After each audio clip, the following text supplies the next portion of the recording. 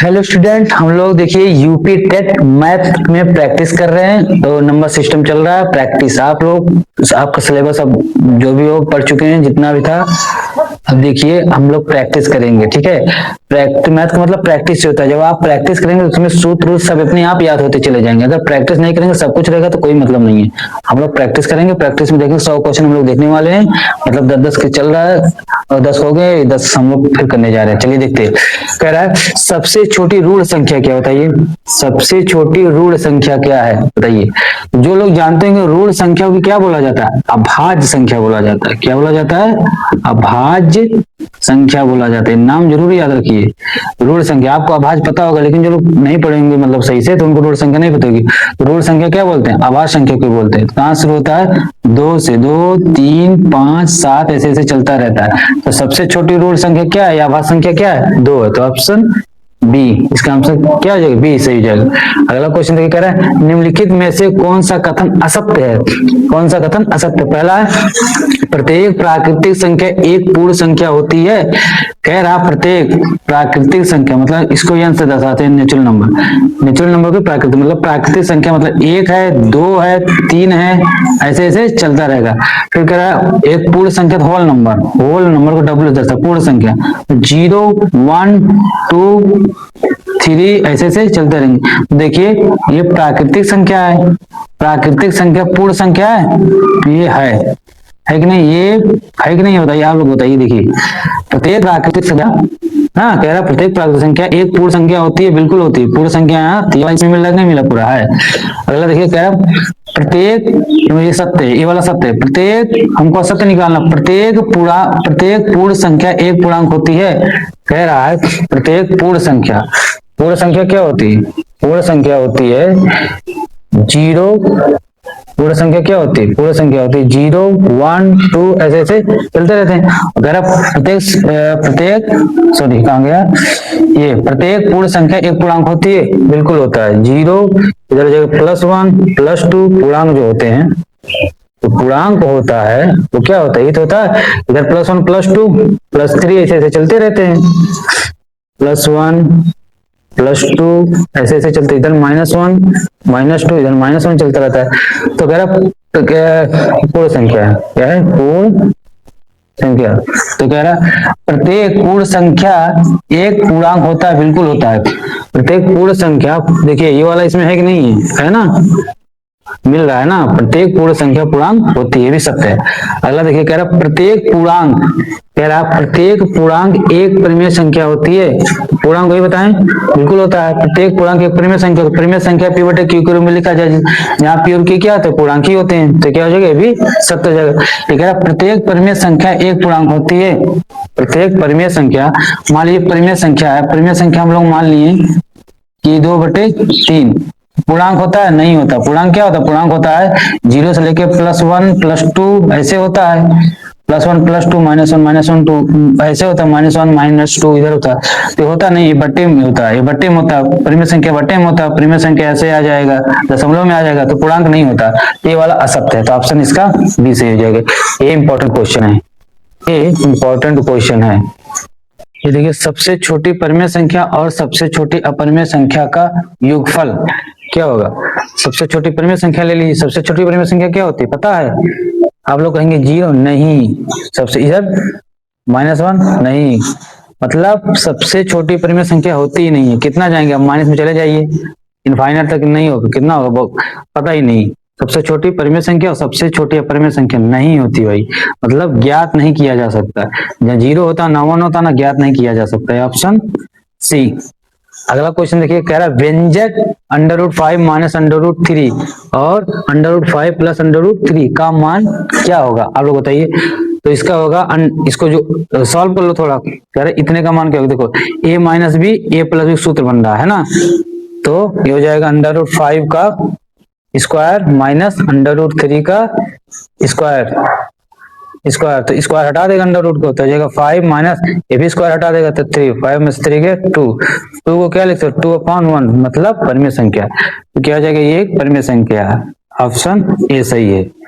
अगला देखिए, यदि ए एक परिमेय संख्या तथा बी एक अपरिमेय संख्या हो तो ए बटे बी का मान क्या होगा, मतलब सॉरी ए भागे बी, मतलब बी ए में बी से भाग, इसका मान क्या होगा, ए भागे बी, तो क्या हो जाएगा, ये हो जाएगा ए परिमेय संख्या, अपरिमेय संख्या, पूर्णांक और अभाज्य, ये हो जाएगा ए एक परिमेय संख्या है, ए क्या है, परिमेय संख्या, मान लीजिए ए क्या है, परिमेय संख्या, और बी क्या है, अपरिमेय संख्या, अपरिमेय संख्या, इसको ऐसे समझ लीजिए, ए एक क्या है, परिमेय संख्या, परिमेय संख्या कोई मान लीजिए एक, और अपरिमेय संख्या मान लीजिए कोई √3, तो ये क्या आ जाएगी, ये आ जाएगा अपरिमेय होगा, क्या होगा, अपरिमेय संख्या होगा, अपरिमेय, अपरिमेय संख्या होगा, ठीक है। अगला क्वेश्चन देखिए नेक्स्ट, तो इसका आंसर क्या हो जाएगा, इसका आंसर हो जाएगा बी, ठीक।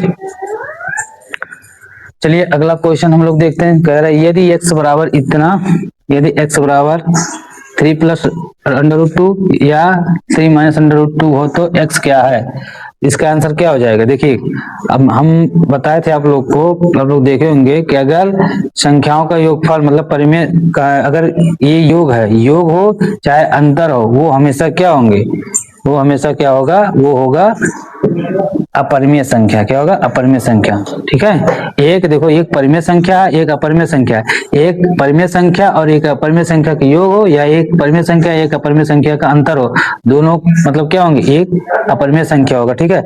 अगला देखिए, बताइए आप लोग, बताइए ऐसी कौन सी संख्या, ये होमवर्क है आप लोग का, कमेंट में जरूर करिएगा। कह रहा ऐसी कौन सी संख्या परिमेय संख्या है जिसका कोई व्युत्क्रम नहीं होता, बताइए ऐसी कौन सी परिमेय संख्या है जिसका कोई व्युत्क्रम नहीं होता।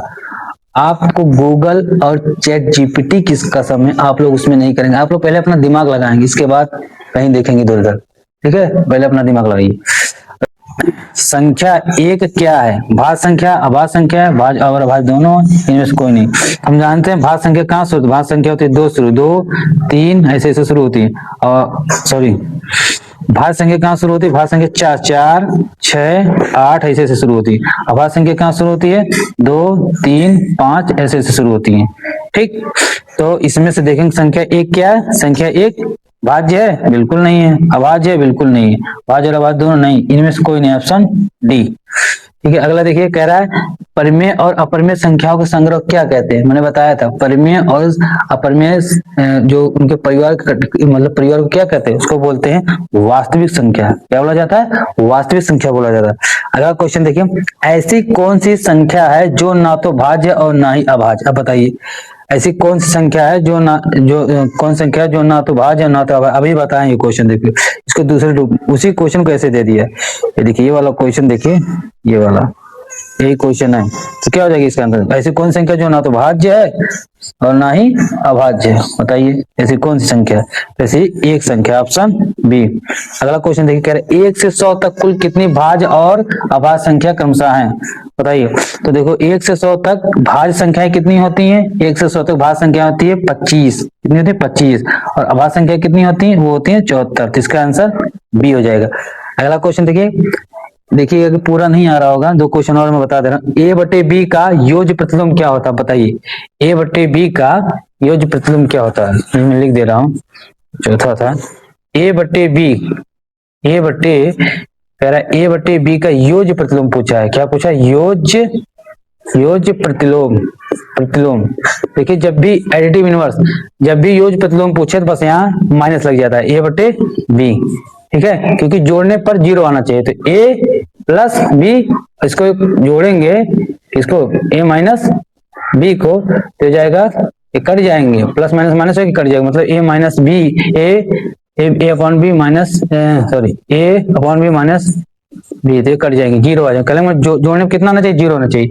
ए बटे बी का योज्य प्रतिलोम माइनस ए बटे बी होता है। अगर अच्छा मान लीजिए पूछता ए माइनस बी का योज्य प्रतिलोम क्या होगा, तो ए माइनस बी का पूछता तो क्या हो जाता है, ए बटे बी, ठीक है। ऐसे भी पूछ सकता है क्वेश्चन, ऐसे भी पूछ सकता है कि माइनस, फिर दे देगा माइनस ए बटे बी का योज्य प्रतिलोम क्या होगा, तो इसको पहले सॉल्व कर लेंगे, माइनस माइनस प्लस, तो कुल मिला के ए बटे बी आ जाएगा। अब इसका योज्य प्रतिलोम क्या हो जाएगा, योज्य प्रतिलोम हो जाएगा माइनस ए बटे बी, ठीक। अगला क्वेश्चन देखिए, अगला क्वेश्चन देख कह रहा है ए बटे बी का गुणात्मक प्रतिलोम क्या होगा। ए बटे बी का गुणात्मक प्रतिलोम, देखो ए बटे बी का गुणात्मक प्रतिलोम होता है, उसका उल्टा हो जाएगा बस। कोई भी ए बटे बी का अगर गुणात्मक प्रतिलोम पूछे, क्या पूछे, गुणात्मक गुणात्मक प्रतिलोम पूछे, प्रतिलोम किसका, ए बटे बी का, तो इसका ए बटे बी का क्या हो जाएगा, बी बटे, बस उल्टा हो जाएगा, माइनस प्लस नहीं मतलब माइनस, इसमें ये जो प्रतिलोम में माइनस लग जाएगा, मतलब इसको जोड़ने पे जीरो आना चाहिए, और गुणात्मक प्रतिलोम में वही उल्टा हो जाएगा, ए बटे बी का हो जाएगा तो बी बटे। अब ऐसे क्वेश्चन भी पूछ सकता, कह देगा -2/3 का योग प्रतिलोम क्या होगा, तो इसका क्या हो जाएगा, इसका हो जाएगा 2/3। ठीक, अगर पूछ लिया 2/3 का गुणात्मक प्रतिलोम क्या होगा, तो गुणात्मक प्रतिलोम क्या हो जाएगा, ये उल्टा हो जाएगा 3/2। ठीक है, तो स्टूडेंट ये सब प्रैक्टिस कर लीजिएगा, देख लीजिएगा आप लोग। ठीक है, थैंक यू।